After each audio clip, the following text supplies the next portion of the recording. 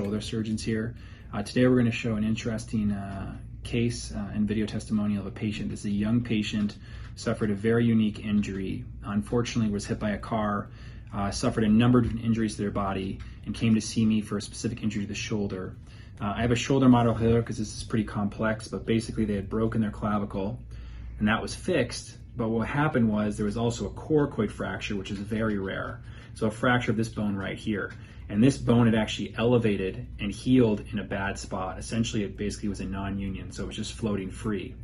And after he found out about 6 months later, or a few months later from the injury, this bone had gone up to here, and that became a very unusual case. As a matter of fact, there's only about 40 reported cases of this in the literature. And this is a very challenging surgery and challenging problem to have. He was unable to fully lift his arm up, and being under 22 years old, it becomes a very difficult situation. So what we had to go in and do is initially we had to take out the plate, put a special hook plate in there, and actually put a very small screw down the middle of this to try to get this bone to heal. And secondarily, we had to do a second surgery because you can't keep that plate in there. And so we had to take out that special hook plate and do a very innovative new reconstruction where we actually put a skin graft and a special internal brace over the AC joint to keep that down, and had to increase the size of the screw to make sure it healed. And successfully were able to get him back to whatever he wanted to do with a very, very, very improbable good outcome. And you can see he's very happy with it, and we're able to have a successful outcome. So hopefully you like the video testimonial. Thanks.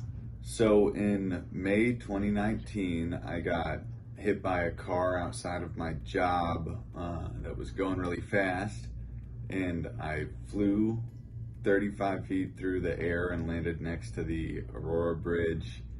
I broke a bunch of bones and had a bunch of other impacts from the accident, and I ended up going to Harborview, and so after being released from Harborview, I felt okay. I kind of started to ease back into my regular life, and soon after noticed that I had a huge block in my range of motion for my right arm because of problems in my right shoulder.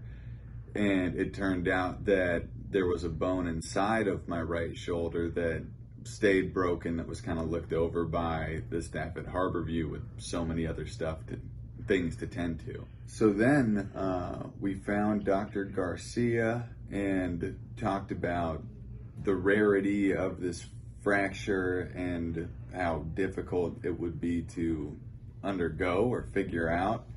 And from my impression, it seemed like there was a chance that it would work out, but in all reality, it was leaning far more towards the other direction, in that it's just a crazy break, and didn't look in my favor at that point.